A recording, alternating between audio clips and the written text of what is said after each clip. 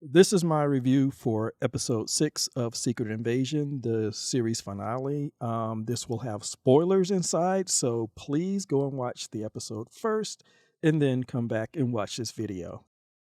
In our first scene, we see Nick Fury's wife. I like their dialogue. Overall, I like their relationship, even though I still felt like that she was used as part of the shade parade on Nick Fury's character. But then we go to Nick showing up at the old power plant in Russia. And after he takes out the guards and we realize it's Nick Fury, it's like, okay, Nick Fury's back. And he goes in, but then nobody's there. It's just Gravix, but it looks like everybody else is either moved out or dead. And I think you actually see bodies and it's like, did he kill everybody? Or did he move all his people out and he was just going to leave the humans that they had captured and had taken their memories, and he was just going to leave them there. So anyway, we go to the president and you have Skrull Rhodey, who is acting more and more out of character, and he's fussing with the other officials and stuff like that, and he's really heavy-handed in trying to get the president to go forward with it. And I'm saying to myself, well, Nick Fury warned the president not to trust him, but I can't decide if the president's actually remembering that or not. And in the end, he decides to go along with it. And it's like all of these scenes in this final episode, they feel very barren and very low-key for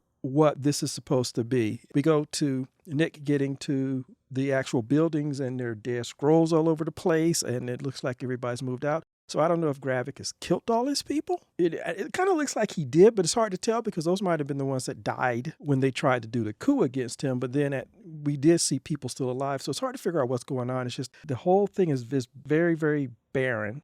And then, of course, you have Sonya, who's there at the hospital. So obviously something's going on, and she convinces Rhodey to move the president.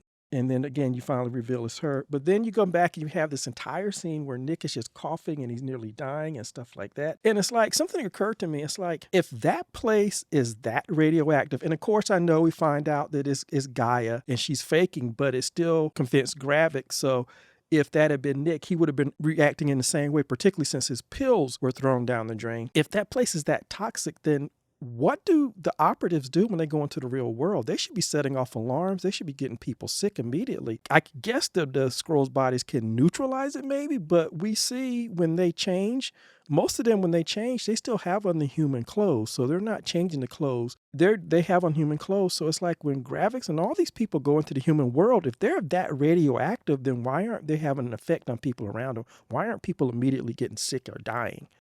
And so anyway, when you have the whole speech by Nick Fury, which we find out is not Nick, it's actually Gaia. So when we stop to think about it, we still didn't find out what Nick actually felt and how he actually thought about any of these things, because it was Gaia actually in his place. So once again, we don't know we never see when Nick comes back. He mentions being dusted, but he never mentions when he comes back. We're not shown that. We aren't shown his real attitude. We're not shown what he does on the space station. It's like his character, aside from being torn down, is still a mystery to us. Of course, this is all interspersed with the lackluster, like I said, action in the hospital. Sonya taking out people is really good, but then later she gets very dumb and allow Skrull Rhodey to get the drop on her, which I don't understand because she's shown to be very excellent in what she does.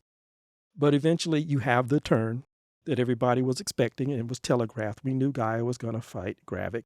And at first I'm saying, why is Gravik, is he going to change Nick Fury? And then when the change happens for a split second, I said maybe he did. But then, of course, you realize that when he gets punched, we realize, okay, it's Gaia.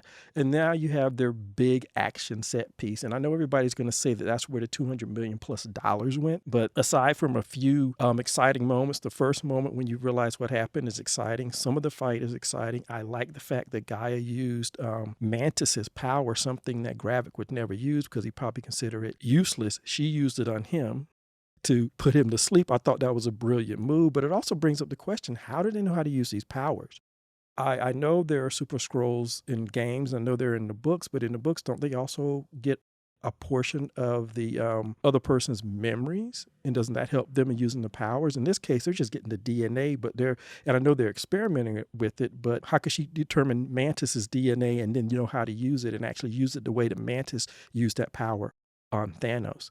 I mean, it was a brilliant thing because it showed her thinking, But at the end of the day, the fight was interesting, but it was also kind of anticlimactic. And then when she blows a hole in his chest, it's like, yeah, you might need to take his head off because he has the extremis, and can he repair himself? I mean, we saw what was the name, Gillian, whatever his name was in Iron Man 3. He got all kind of injuries, and he was healing himself and still going. And I think in there they had to finally, I think Pepper Potts actually rips his head off. So it's like, yeah. And then Gaia did the no when she turned her back on a villain who could still probably revive himself, but they let it go. And again, the reconciliation between Nick Fury and his wife, okay, that was good. Again, overall, I kind of liked their relationship, even though I hated the fact that they had to deconstruct Nick Fury in order to do it. But the fact that she goes up to the station with them, that was sweet. That was nice. But I have to say that the president at the end turning into a lunatic, they did not foreshadow that at all. And I think, again, if there's anything that this series does, is lack of potential being realized. It would have been perfect if they had shown that the president was already predisposed to be xenophobic and reactionary. It would have made Skrull Rhodey's arrogance at manipulating him even sweeter, because he would have done it because he knew he was manipulating a guy that could be objectionable in and of himself. But throughout the series, the president has been basically a blank slate. He's been lackluster. He's never indicated any of these things. So when you get down to the end and he turns very harsh, and his comments are sending out vigilantes to just shoot anybody that they want, it's like, yeah, it would have been better if you had shown that tendency in the president, and that would have given him and Rhodey's dynamics much more depth.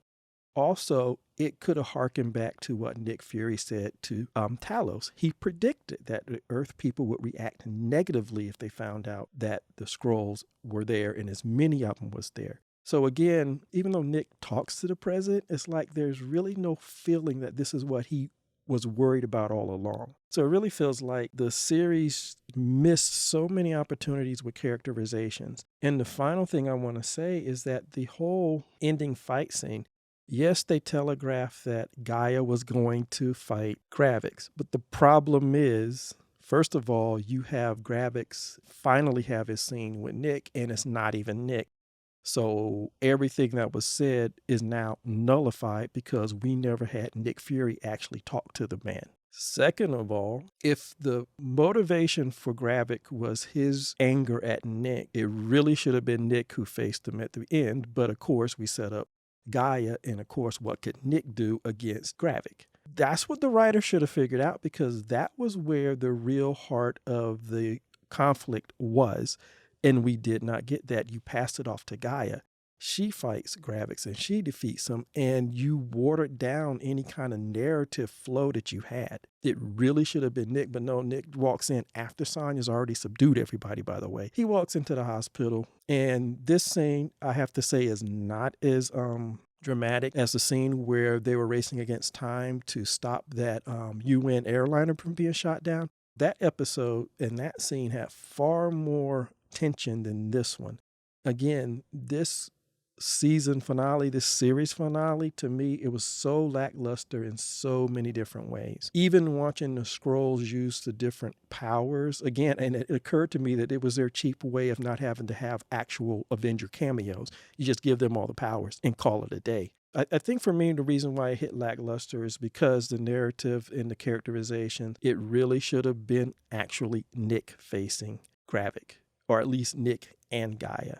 Yes, Gravik killed her father, but again, that just goes to show you that your main villain is being taken out by another character, not the person that he had his real beef with. And so you're splitting the tension. And when you do that, you have a lackluster ending, even though you might have some moments of real good special effects, but it didn't serve anything. For me, I'd have to say this is not one of my favorite MCU Marvel series. Honestly, I don't know what they're going to do. I mean, I kind of like the fact that Sonya recruits Gaia at the end. And again, you could see that coming 90 miles away. She's actually more interesting. And I kind of wonder why they just didn't make this a show about her. and just let Nick be a guest appearance. Let him stay on the station. Let him give them some information and just make it about Guy and Talos. Oh, and by the way, we find out the Rhodey is still, his mind is still messed up. So he was taken over sometime after his accidents in Civil War. So we really don't know how long he's been there. And we saw that Everett Ross is also still alive. I think the whole idea of the invasion was truly undermined by the writing and the lack of good characterization.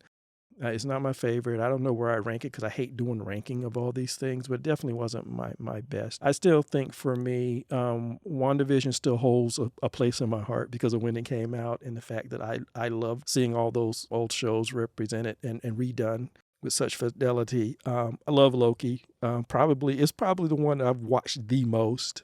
And there are other ones. I liked Moon Knight for what it was, and some of the other ones. There are some episodes of Falcon and the Winter Soldier that I will rewatch. Okay, I actually liked Hawkeye. I thought that was one of the better handoffs to the next generation of Avengers that I've seen. We won't talk about She-Hulk. But anyway, I watched it. I'm keeping my record straight of watching all of these shows and movies, and I'll just see what comes out next, and I'll see you in the next video.